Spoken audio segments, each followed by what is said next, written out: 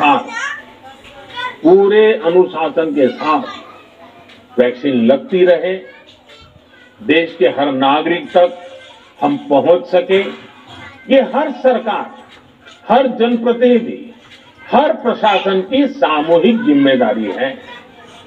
प्रिय देशवासियों, टीकाकरण के अलावा आज एक और बड़े फैसले में, उस फैसले से मैं आपको अवगत कराना चाहता हूं।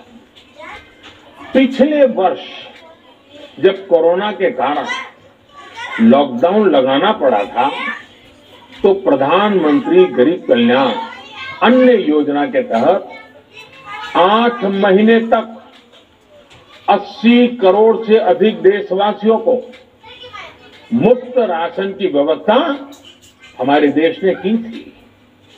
इस वर्ष भी दूसरी वेव के कारण मई और जून के लिए भी इस योजना का विस्तार किया गया था। आज सरकार ने फैसला लिया है कि प्रधानमंत्री गरीब कल्याण अन्न योजना को अब दीपावली तक आगे बढ़ाया जाएगा।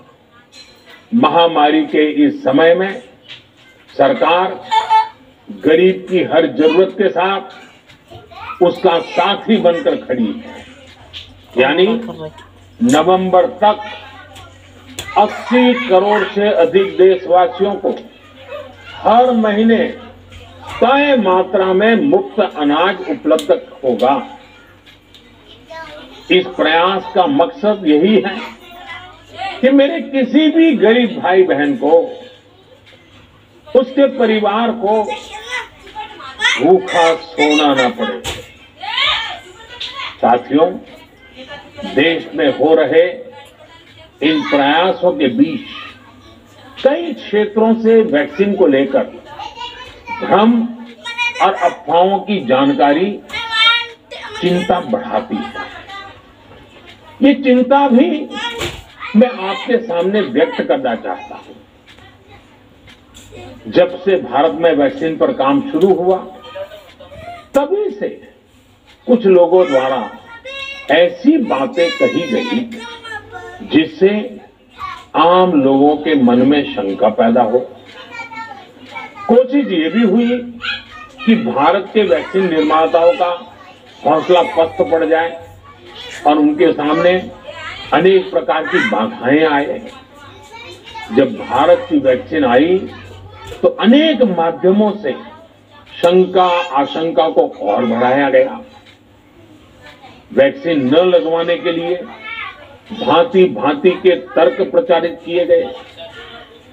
इन्हें भी देश देख रहा है। जो लोग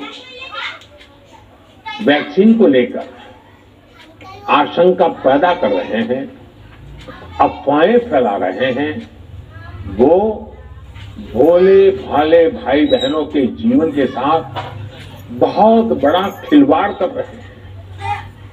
ऐसी अफवाहों से सतर्क रहने की जरूरत है।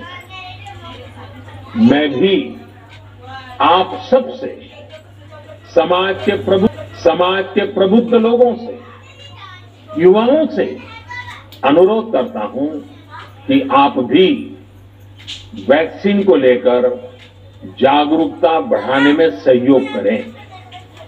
अभी कई जगहों पर कोरोना कर्फ्यू में ढील दी जा रही है, लेकिन इसका मतलब ये नहीं कि हमारे बीच से कोरोना चला गया है। हमें सावधान भी रहना है और कोरोना से बचाव के नियमों का भी सख्ती से पालन करते रहना है।